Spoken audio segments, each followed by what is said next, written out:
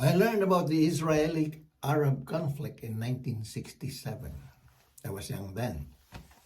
And I learned that the conflict had been there for thousands of years. But why? I found the answer in Genesis 3:15. Another reason to believe in the truth of the words in the Bible.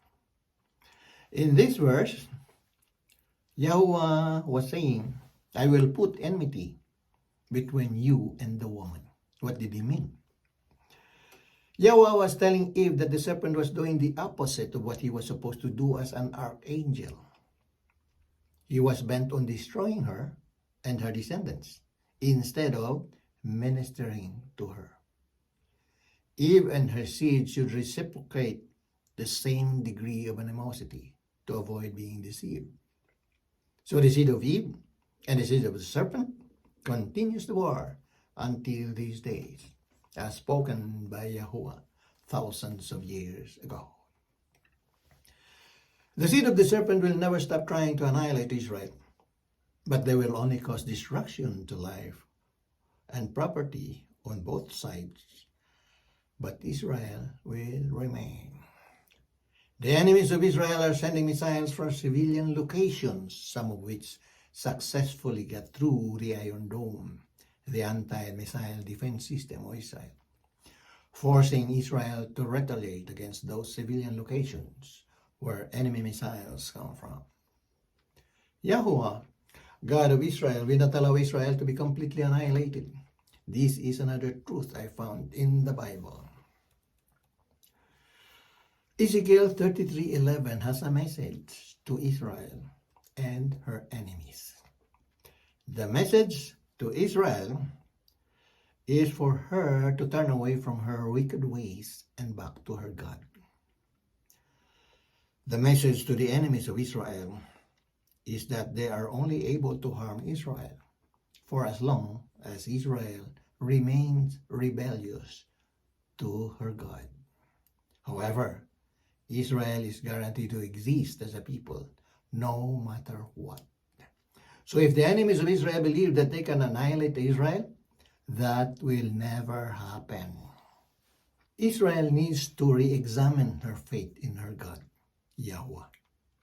Yahweh is the creator of the cosmos and everything living and non-living in it. He is behind every life form that exists. He is the causal force behind human existence from conception to birth and thereafter. He is able to withdraw his presence of life from all life forms, as demonstrated at the time of Noah, that no other gods were able to resist. He is able to cause the Red Sea to part. He is able to defeat the most advanced and powerful war implement with just the staff of the shepherd at the time of Moses. Yahweh fed the slaves in the desert for 40 long years by raining bread from the sky and causing quails to rise from the earth at night for meat. Nothing is too hard for Yahuwah, God of Israel, as written in Jeremiah 32:27. But what happened to you, Israel? Did your God abandon you? No, you abandoned your God since your ancestors' time, as written in Matthew 23:37, saying, O Jerusalem, Jerusalem, thou that killest the prophets and stonest them which are sent unto thee. How often would I have gathered thy children together, even as a hen gathereth her chicks under her wings, and you would not. The scriptures were written in Hebrew. All the prophets sent to you were born Hebrew, and the Son of God was born Hebrew. The Son of God who came for you was rejected, tortured, and murdered in Jerusalem. It is high time you pay close attention to what he said before he left. Matthew 23:38. Behold, your house is left unto you desolate. This happened when the Romans destroyed Jerusalem on August 10th, 70 AD. 70 years after these words were spoken. Furthermore, Matthew 23:39 says, I say unto you, you shall not see me henceforth. This is happening now. Since then until now, we do not see him. So the words of the Bible are being fulfilled. We do not see him. Because he said, you will never see me. Until when?